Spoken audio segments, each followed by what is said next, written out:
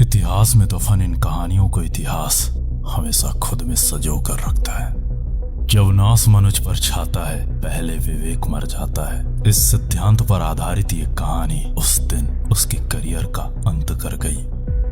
प्रतिशोध की अग्नि में धधक रहा किंग विराट अब इंतजार में था अपने उस अपमान के उस आखिरी अंजाम से। उस दिन 120 गेंदों में 190 रन बनाने के पश्चात भी टीम इंडिया उस मुकाबले को 9 विकेट से हार जाती है। 9 विकेट से मिली वो पराजय टीम इंडिया के लिए एक कलंक थी।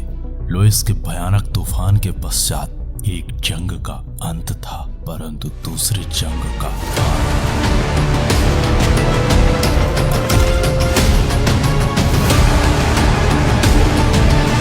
विलियम्स का कहना है कि विराट ने उनके साथ अच्छा नहीं किया। इतिहास के पन्नों में दफन वो कहानी उस दिन उसके करियर के लिए एक ग्रहण बनने वाली थी। उस भयानक पारी के पश्चात वो मैच तो खत्म हो चुका था, परंतु उस दौरान जो कुछ भी हुआ था उस मैच के संपूर्ण दृश्य किंग विराट के चैन में अंगार की तरह धधक रहे थे। काल अपने चक्र में अपने गति से गतिमान था। दुनिया उस घटना को एक मजाक समझकर भूल चुकी थी, परंतु उसके साथ हुआ वो बर्ताव, उसके वो इशारे उसके चैन में उफनते ज्वालामुखी की तरह धधक रहे थे। वर्ष 2019, जगह हैदराबाद। 2 साल के पश्चात एक बार फिर वो दोनों एक दूसरे के आमने सामने थे।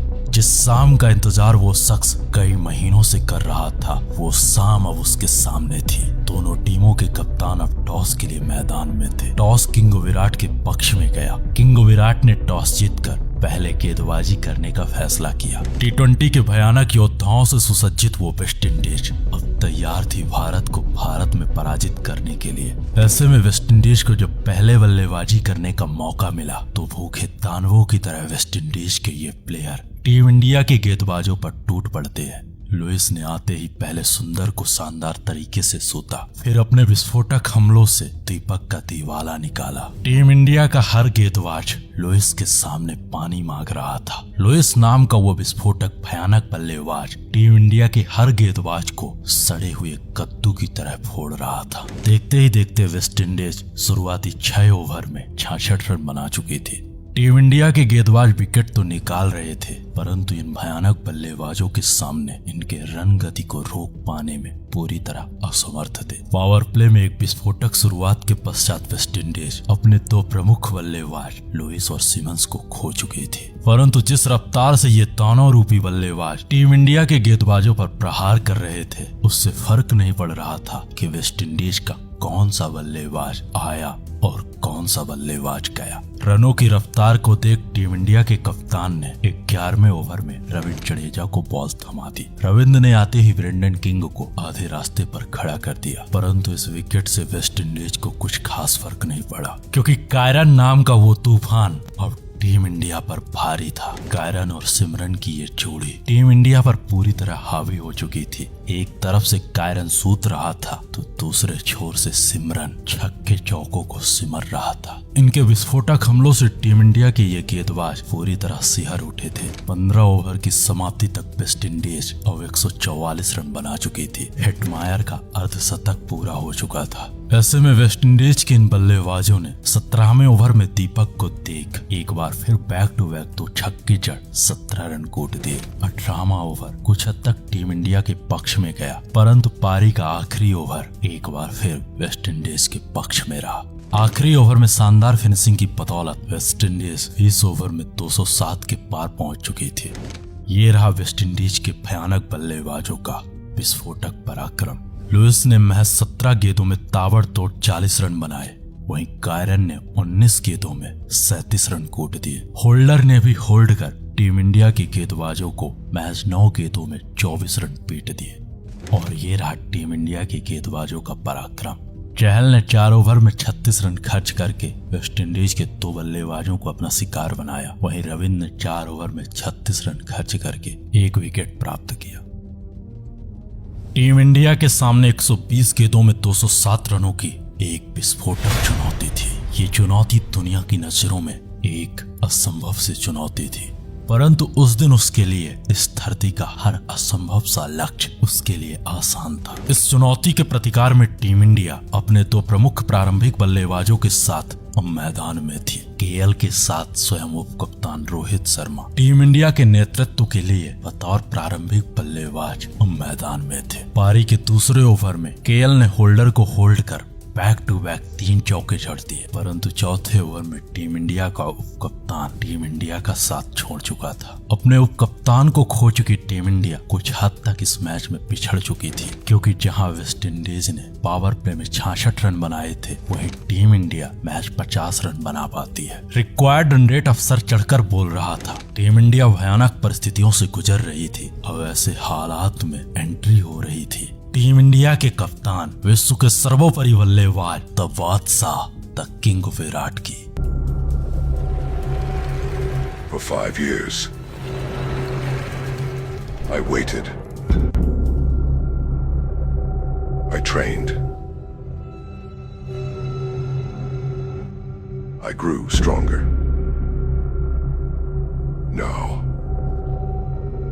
it's time for revenge.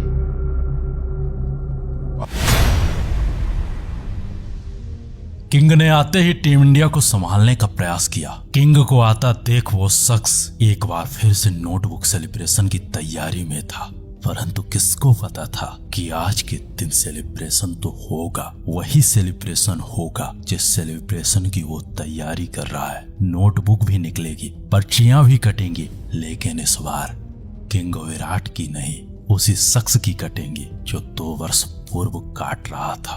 प्रतिशोध की ज्वाला में धधक रहा किंग विराट आते ही टीम इंडिया को संभालने का प्रयास करता है, परंतु गेंदबाजी कर रहा वो शख्स गली के कुत्तों की तरह बार बार विराट को छेड़ रहा था। कभी किंग विराट से टकराता तो कभी किंग के सामने आकर खड़ा हो जाता। उसके ये हाव भाव किंग विराट को बिल्कुल पसंद नहीं आ रहे थे। ऐसे में अपने वक्त का इंतजार कर रहा विराट 10 ओवर तक टीम इंडिया को 89 के पार पहुंचा दिया। पहले टीम इंडिया को संभालने का प्रयास किया और 14 ओवर तक 139 रन बना डाले।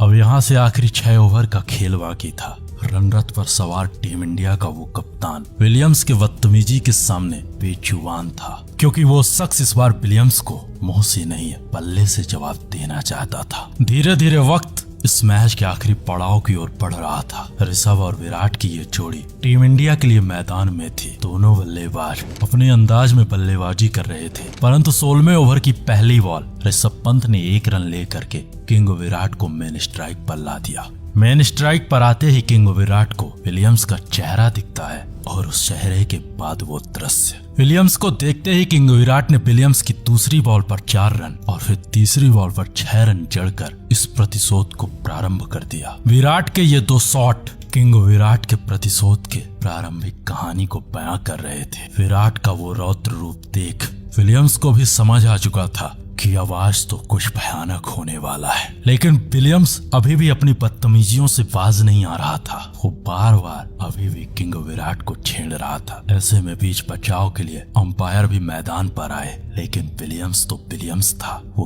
किंग विराट से भिड़ चुका था। अपने बैक टू बैक छक्के चौके की मदद से टीम इंडिया के कप्तान ने विलियम्स के इस ओवर में 23 रन कूट दिए। इसके बाद किंग विराट ने विलियम्स की हर बॉल को दर्शक दीर्घा तक पहुंचाया। धीरे धीरे ये मैच पूरी तरह टीम इंडिया के कंट्रोल में आ चुका था। किंग विराट के ये छक्के चौके विलियम्स पर किंग विराट के वर्चस्व को प्रकट कर रहे थे, क्योंकि यह मैदान भी किंग विराट का था और माहौल भी किंग विराट का था। आखिरी ओवर में एक बार फिर से किंग विराट वर्सेस विलियम्स का सामना हुआ। विलियम्स के इस ओवर में किंग विराट ने बैक टू बैक 2 छक्के जड़ करके जो सेलिब्रेशन किया, क्रिकेट का इतिहास उस सेलिब्रेशन को कभी नहीं भूलने वाला था। उस दिन सेलिब्रेशन भी हुआ था और उस दिन उस सेलिब्रेशन का अंत भी हुआ था, और उस रात वो ओवर विलियम्स के करियर का आखिरी ओवर था। शुरुआती 20 गेंदों में 20 रन बनाने वाले किंग विराट अगले 30 गेंदों में 74 रन बना डाले। विराट के इस विस्फोटक हमले से टीम इंडिया इस लक्ष्य को बड़ी आसानी से चेज कर लेती है। विराट के उस रौद्र रूप को देख उस सीरीज के बाद कहा जाता है कि विलियम्स का करियर खत्म हो गया।